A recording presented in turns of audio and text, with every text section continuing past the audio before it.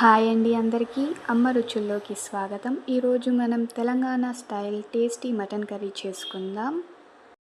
దీనికోసం మీరు ముందుగానే 2-3 సార్లు మటన్ని కడిగి పెట్టుకోవాలి. అందులోకి కొంచెం ఉప్పు, అలాగే ఫ్రెష్గా దంచి పెట్టుకున్న అల్లం వెల్లుల్లి పేస్ట్, అలాగే అందులోకి పసుపు, అలాగే అందులోకి సరిపడినంత కారం వేసుకొని బాగా కలుపుకొని, మీకు వీలైతే కాస్త పెరుగు లేదా నిమ్మకాయ చెక్కని పిండుకొని బాగా కలుపుకొని ఒక అరగంట సేపు మ్యారినేట్ అవ్వనివ్వండి.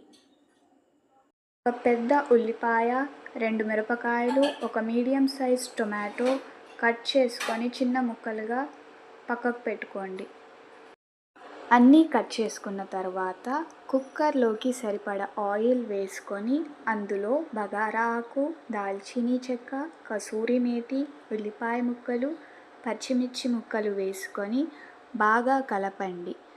కాస్త వేగిన తర్వాత అందులోకి మరి కాస్త పసుపు, అలాగే మరి కాస్త అల్లం వెల్లుల్లి పేస్ట్ వేసుకొని బాగా కలిపి మగ్గనివ్వండి.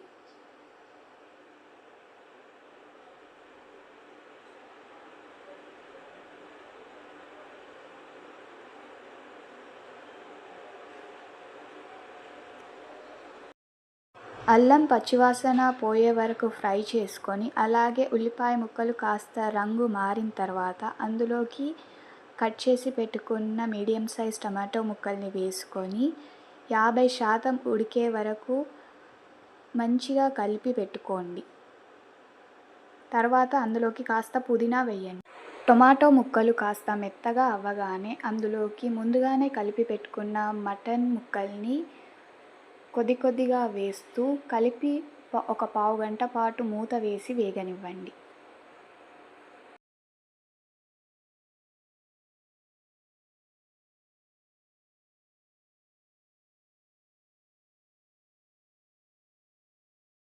పావుగంట తర్వాత మూత తీసి చూస్తే ఇలా రంగు మారుతుంది. అప్పుడు అందులోకి ధనియాల పొడి, గరం మసాలా, అలాగే కొబ్బరి పొడి 1 టీ స్పూన్ వేసి ఒకసారి బాగా కలిపి పక్కకు పెట్టుకోండి.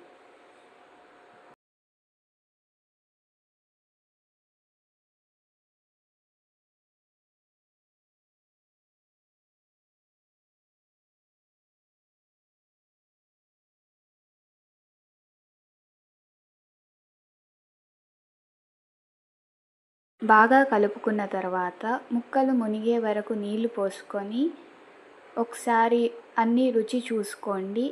ఏదైనా తక్కువ అనిపిస్తే వేసుకొని కుక్కర్ లిడ్ పెట్టి ఒక 10 విజిల్స్ వచ్చే వరకు ఉంచండి.